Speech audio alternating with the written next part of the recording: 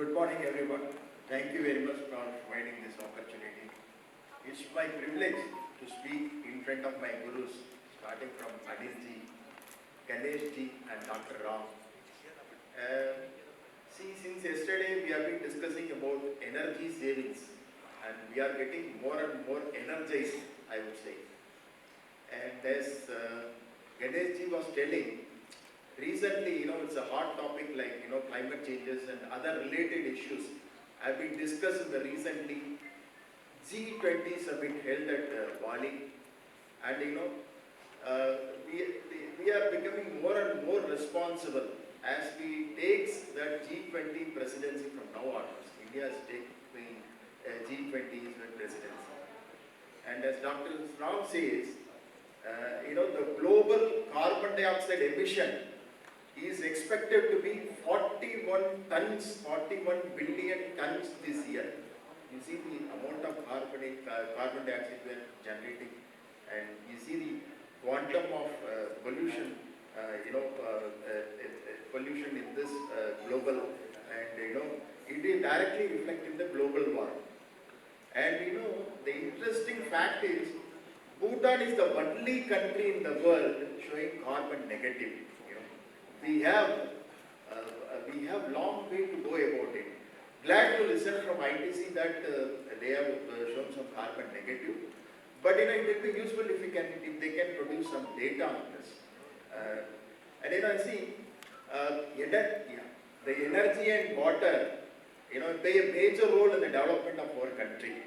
And unfortunately, we are lagging in recycling of water. You can imagine, the recycling of water is in the order of 30 to 35%, which when compared to Israel, where the recycling is about 90%, closely followed by Sweden is about 80 to 85%. So you know the importance of water. Since we are in the power, just to give you some statistics, to generate 1 megawatt power, the water requirement is somewhere around 7 to 8 cubic meter. Just imagine. A dripping tap, will cost you about 75 liters of water per day. So we need to save water more and more. And paper mills, as we have been discussing since yesterday, they are under severe crisis because of power and water. There is shortage of power and water. And therefore, as every speaker is telling the need of the hour or day, so whatever it is, it is to focus on savings of energy and water conservation, and thus the paper is focused on the conservation of energy and water by using polyamide based treatment. So this paper explains the finer aspects of polyamide treatment with some practical experiences, right? So with that preload, I move on to the presentation. Yeah. So the content of this paper will briefly explain the uniqueness of polyamide treatment, drawbacks in conventional treatment, and how the polyamide treatment is compared with the conventional treatment, and the advantages of polyamide treatment in a few case studies. So these are all the contents we have taken for today's presentation. And to give you, the uniqueness of the treatment, the question will arise, why should I take up this polyamide based treatment? The answer is a single chemical treatment. In other case, conventional treatment, you have to use multiple chemicals, and it is only LP dosing. In boiler, they used to dose the chemical, one on the LP side, another on the HP side.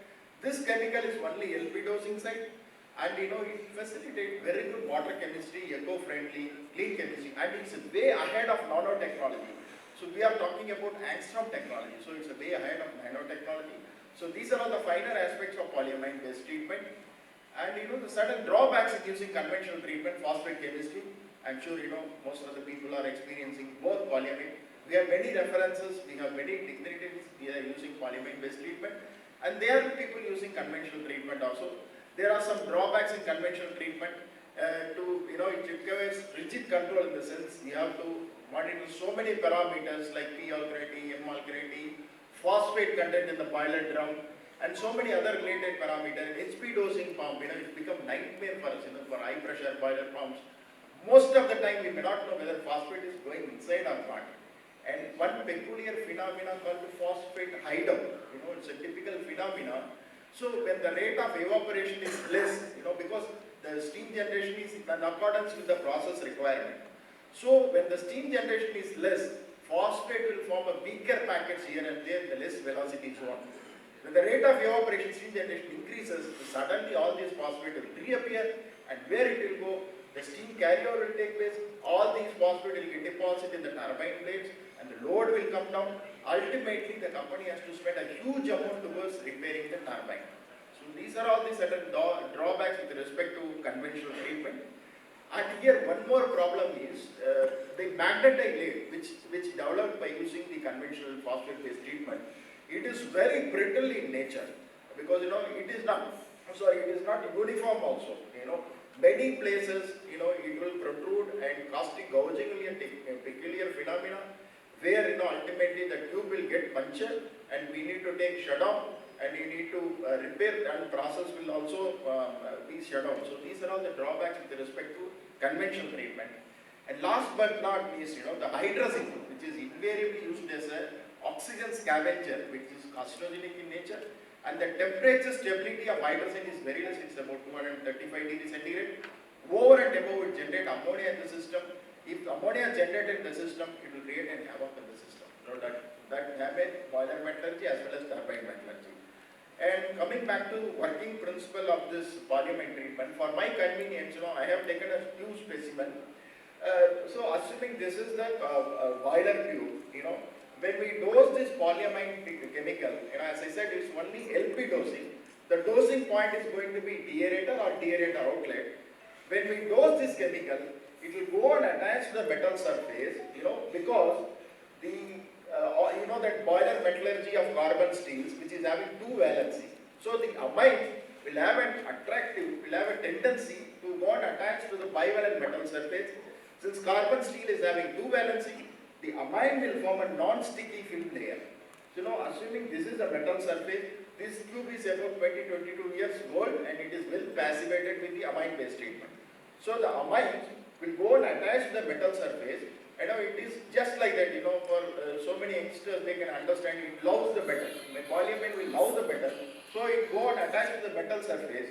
See, while attaching the metal surface, you can see the diagram.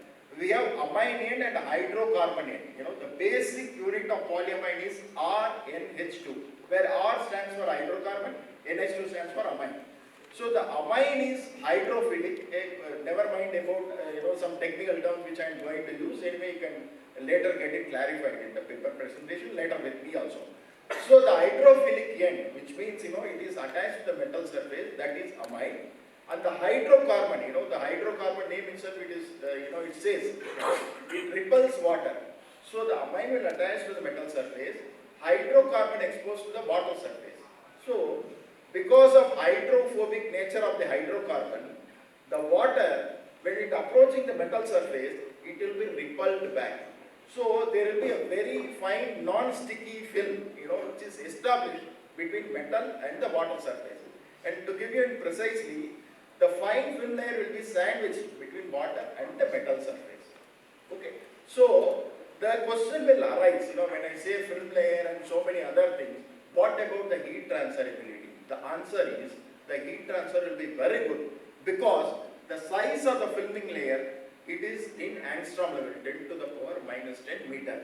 So the heat transfer will be better in case of polyamine based treatment. The subsequent slides you will see that, we have some diagrams on that.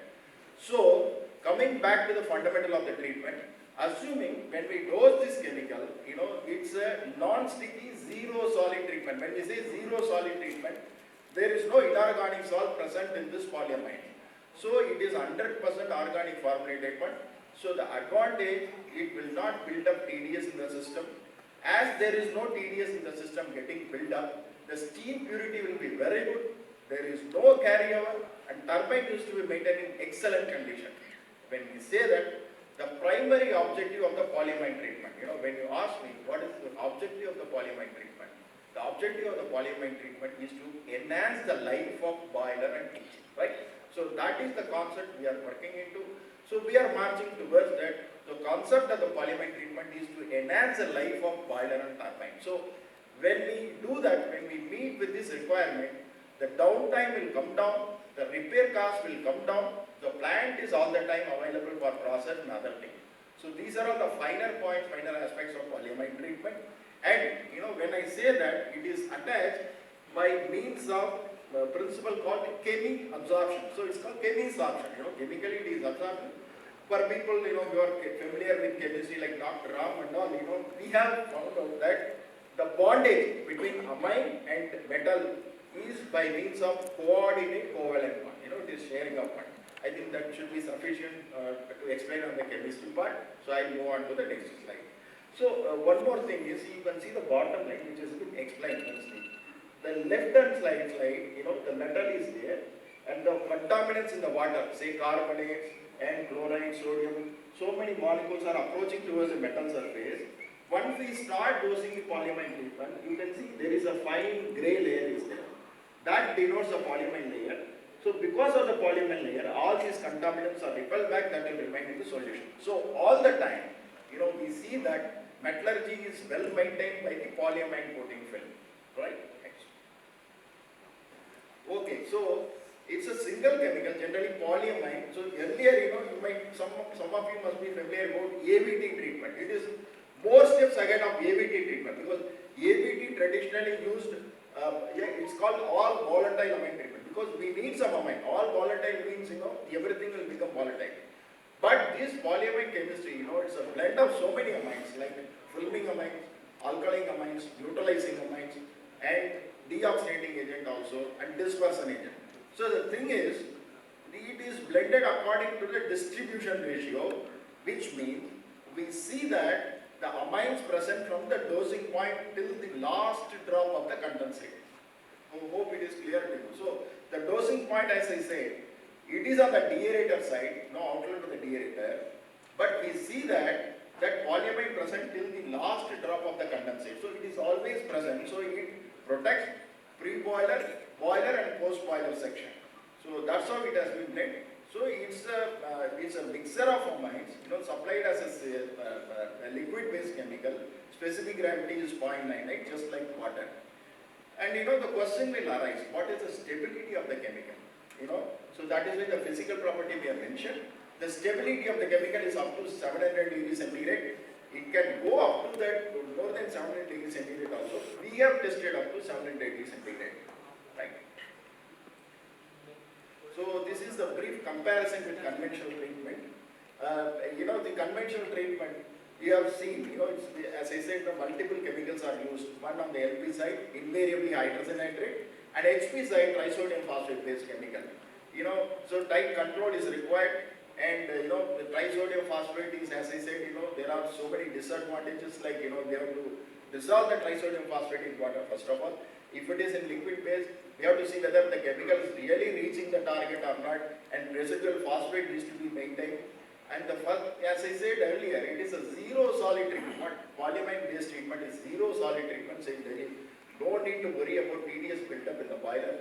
When I say that, in the beginning, as we said, the energy saving, the blowdown reduction will be substantial, because since there is no solid build up in the drum, the blowdown can be reduced drastically, only to maintain the silica content, because the silica from DM water, it should be in the range of 20 ppb parts per billion, or 0.02 milligrams per liter. So only to maintain that silica, we need to give the blowdown. And to give you some numbers, with polyamine based treatment, blowdown used to be in the range of 0.4 to 0.5% already. So it is hardly 0.4 to 0.5% on the overall steam generation. And say, as I said, it is reduced blowdown, and substantial energy savings is there. The protection is given from pre-boiler, boiler to post-boiler section. So these are all the advantages when you compare with conventional polyamine, conventional phosphate-based treatment. Right. So as I said, already this has been explained. The benefits of polyamine treatment is energy saving is there, very easy to use, because only LP dosing. HP dosing is no use. When I say that, I know I'm running shortage of time, because I will take some 5 minutes from my friend ITC. Yes, save 5 minutes. That 5 minutes I take from you. Yeah. So this chemical, there is no carryover, and because no carryover, steam used to be always very good, very pure. When steam purity is good, nothing to worry about turbine maintenance and all. And improved heat transfer, the subsequent slide, because with the help of Dr. Ram, we have done extensive study on the heat transfer in the paper machine side. You can see the diagram will explain nicely. The left one is the normal condensation, and the second one is the drop-wise condensation. Where the polyamide-based treatment that enhances the drop-wise condensation. If drop-wise condensation is more and more, heat transfer will be more and more. And we have find out the heat units also. That has been published in our article also. You can go through it. And the next slide, it's a very big paper mill. We have taken as a challenge. Economic tube was very badly affected. Yeah, economic tube was very badly affected. So after starting our treatment, near about 3 to 4 months, all the scales, whatever it is, that has been dislodged because of polyamide treatment. This is the real picture, real data that has been shared by the paper mill, but I am unable to name out the paper mill. You all may know that. Yeah. And in Surat, since we are in Vapi, Surat one paper mill is there. This treatment is going there for more than 15 years. We have done that RLA analysis, remaining life assessment analysis. They have certified, that is the authorized agency of BHL, again Dr. Ram knows that. And they have certified that polyamide layer is intact, which means the tube is intact, that is very well protected. And these are all some case studies. The data is also available in the article. Here the attractive part, as you say, before starting our treatment, the blowdown is, it is a very well maintained system. It is in Vapi, this paper mill is very well maintained system, where the blowdown is 25 tons per day average. After starting polyamide treatment, it has become to 12 tons per day. See, nearly about 50-55 reduction of blowdown is there. We have liquidated steam also in the bottom we have given. The energy saving due to blowdown reduction, which is equivalent to about 13 tons per day. You can imagine the saving. If the 13 tons of steam is saved, how much it is correspond to fuel, and accordingly that savings is there. And this is one of the paper mills in Vietnam. So this chemical treatment is not only confined to India, it has been used in some of the paper mills in Dubai, Kuwait and Vietnam also. This is a typical recovery boiler and power plant boiler. It is an integrated paper mill in Vietnam.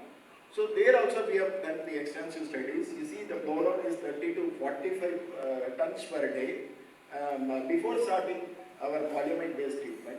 And after starting the treatment, it has come down to 12 to 20 tons per day, and which results about 10 tons per day. So that's how it is. Yeah. And I say, you may get doubt. Yeah, I'll finish it in another 2 3 minutes. Yeah. So you may get a doubt. Is there any bar with steam pressure or so?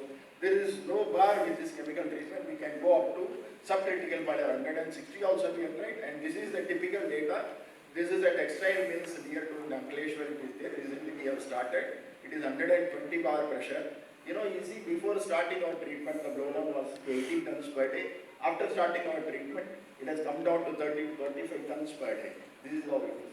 And this is the actual figure. And the steam savings is equal to about 18 tons per day we could save it. So that's all it is. So to give you numbers, what is ultimately at the end of the day, how much savings, how much money I can pocket. These are all the equations we have given. In a typical 45 bar pressure, I have taken very, very conservative estimation. The amount will be definitely more than that. In a 45 kg pressure boiler, there is a possibility to minimum about 7,000 rupees per day it is possible from switching over to conventional treatment to this polyamide treatment. And as the pressure goes up, savings will also be more and more. So these are all the technical part. We have done some case studies also. So this is to show how the polyamide is very well protected. Again, I'm telling you, it is just like masking the metal tube. Just like our N95 mask, and it is better than the N95 mask. You can visualize that. So when there is a contamination, right. Yeah. So when there is a contamination in the condensate side, it protects the metal tube, and there is depletion of oxygen, that also it protects. So these are all the things. Some queries are there, so which I can clarify later. And these are all the things, the credentials of the treatment. More than 200, 300 claims are using this polyamide-based treatment. It is according to FDA regulation. It minimizes the carbon footprint, as my friend ITC says, and globally it has been pronounced. There are a lot of literature support favoring this polyamide-based treatment. Each and every magazine of power plant chemistry carries an article on polyamide-based treatment. And this stop in a nutshell we can say is a one-stop solution. Yeah, one.